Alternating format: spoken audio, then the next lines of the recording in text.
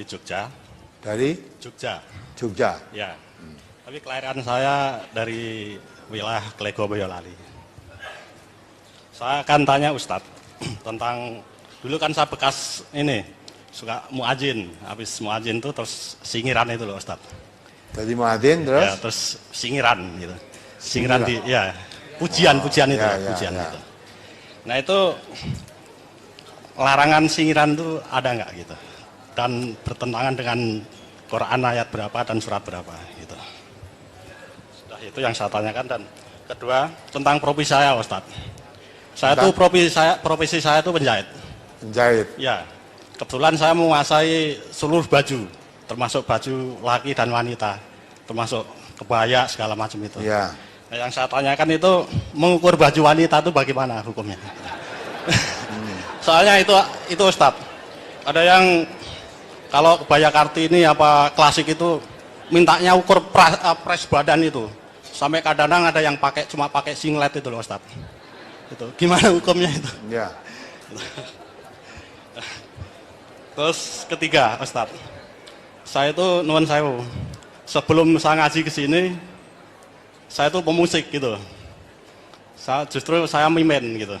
Ya. Mimpin, jadi saya musisi gitu. Terus yang biayai ke studio saya gitu. Nah setelah saya ngaji di sini, itu kan isinya teman-teman saya itu kan merokok, minum itu loh Ustaz. Ya, termasuk saya itu selalu memberikan itu gitu, ngebosin itu.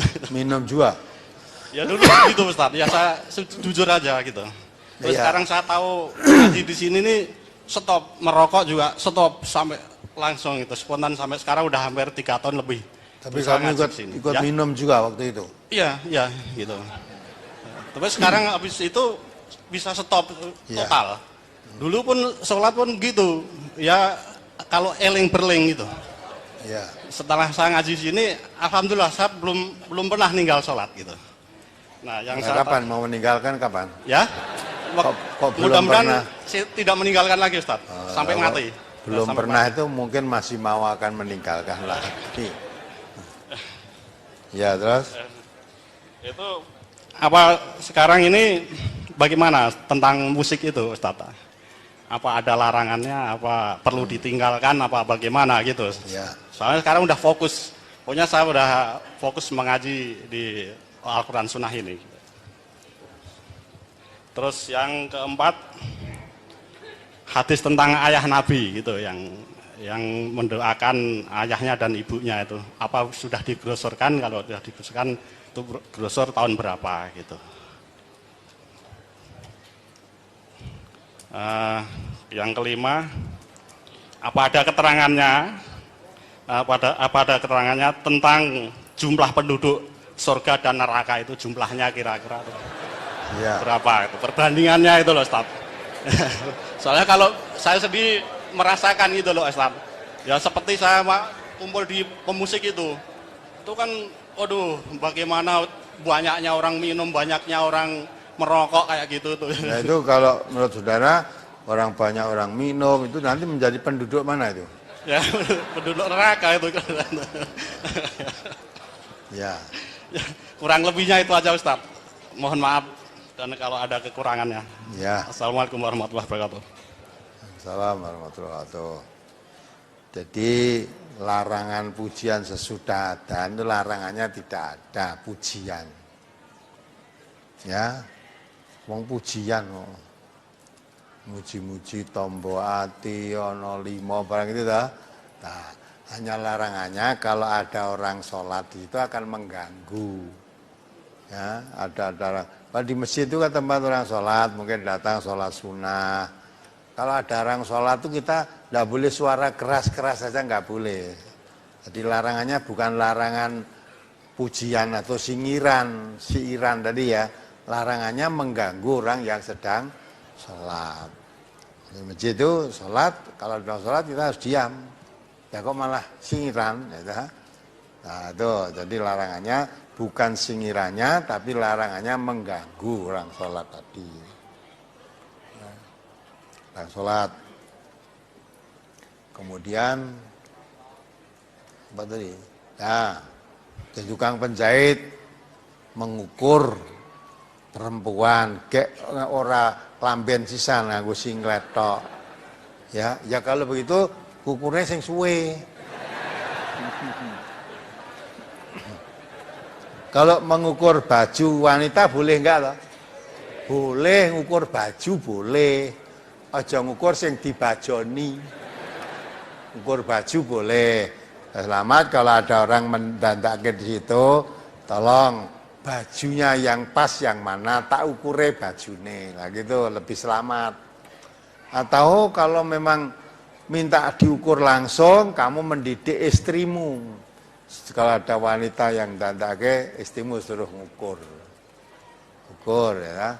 Sini ada warga kita juga, itu tukang itu mode, buat mode itu. Ya, itu juga begitu. Mas tekan istana presiden barang, kalau bagian ukur-ukur wanita itu yang ukur ya istrinya. Yang laki-laki tidak ngukur. Istrinya umpama nggak bisa jahit nggak apa-apa, tapi diajari ngukur tuh lebih gampang ngukur daripada jahit gitu loh. Ya, ngukur. Maka kalau bisa lebih selamat, minta kalau mau pakai baju di sini, tolong bajumu yang pas yang enak dipakai mana, saya tak ukur bajunya. Kalau harus ukur langsung, ya istrimu tadi dididik. Tetap profesi penjahit menerima jahit putra boleh saja wong profesinya. Hanya menghindari ukur supaya tidak menimbulkan fitnah, ya lebih baik begitu. Ukur baju jadi atau mengajari istrinya untuk mengukurnya. Itu ya. Bagaimana dengan pekerjaan sebagai boleh saja pekerjaan musisi. Tapi kalau kamu yang tidak boleh itu, kalau kamu jadi musisi terus pergaulanmu, tadi mau kalau mabuk dong rokok lah, sedang yang begitu kamu tidak bisa menghindari. Nabi kita mengatakan man ra'a minkum mungkaron falyughayyirhu biyadihi wa illam yastati fa bilisani wa illam yastati fa biqalbi dzalika adhaful iman. Kalau lihat suatu kemungkaran, cegah dengan kekuatanmu, kekuasaanmu. Kalau tidak punya kekuasaan, cegah dengan lisanmu, dinasihati. Dinasihati tidak mempan, cegah dengan hatimu. Kalau tanda hatimu tidak suka dengan kemungkaran-kemungkaran itu, dinasihati tidak mempan, ini tidak mempan, tinggalkan, jangan ada duduk di situ bersama mereka. Jangan di situ. Kamu meninggalkan gitu saja, masih punya iman, tapi yang paling lemah, ataful iman, selemah-lemah iman, ada kemungkaran, tidak mampu mencegah, tidak mau menasihati dan tidak bisa meninggalkan. Ya, tidak bisa, masih bisa meninggalkan. Lah kalau meninggalkan pun tidak bisa, berarti iman yang lemah pun tidak punya. Ya, tinggalkan itu lebih baik. Ya, kamu sendiri sudah tahu, ya lingkungannya seperti itu, ya mau minum, ya ngerokok, ya itu sudah. Kalau tidak bisa mencegah ya tinggalkan. Kemudian hadis tentang Nabi dilarang mendoakan ayah. Nah, Nabi itu sudah dikeluarkan brosurnya tahun 2007. Ya, brosur tahun 2007 atau buku masalah risalah janaiz. Nanti saudara bisa beli buku masalah janaiz tentang buku janaiz atau kumpulan brosur tahun 2007, nanti di situ sudah diterangkan. Ya, bisa nanti beli bukunya, buku risalah janaiz atau kumpulan brosur tahun 2007. Yang kamu tanyakan sudah ada di sana dalilnya.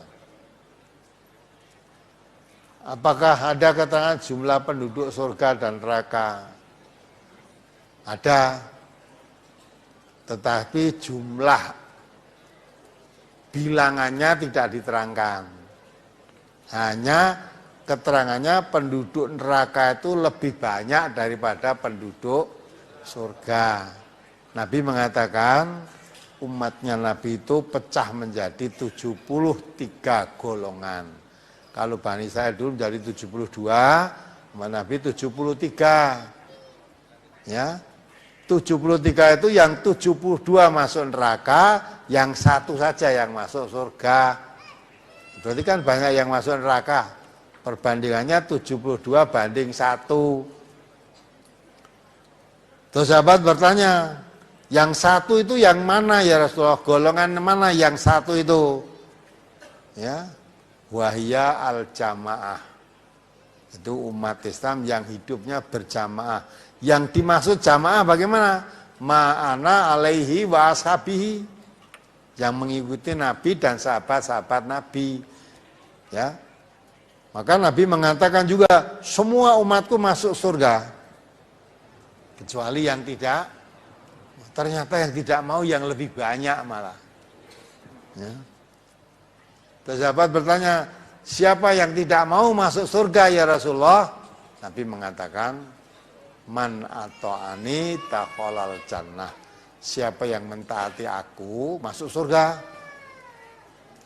Waman asoni faqad aba. Siapa yang maksiat kepadaku itu yang tidak mau masuk surga. Dan Nabi mengatakan dari 73 golongan tadi yang masuk neraka 72, yang masuk surga hanya 1.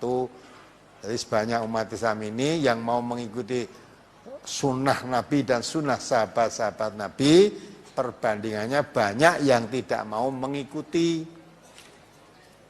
Nah, kita termasuk yang mana? Yang 72 atau yang 1? Mudah-mudahan kita berusaha masuk yang 1 tadi. Walaupun masuk 1 golongan tadi risikonya besar, dianggap orang asing, dianggap orang tidak umum, dianggap orang tidak bermasyarakat. Ya, itu semua. Sampai Nabi mengatakan kalau pegang sunnah Nabi itu di suatu zaman orang meninggalkan sunnahnya, orang berpegang teguh seperti orang menggenggam bara api, jadi gegem bara api berat. Itulah yang masuk surga. Ya, apalagi?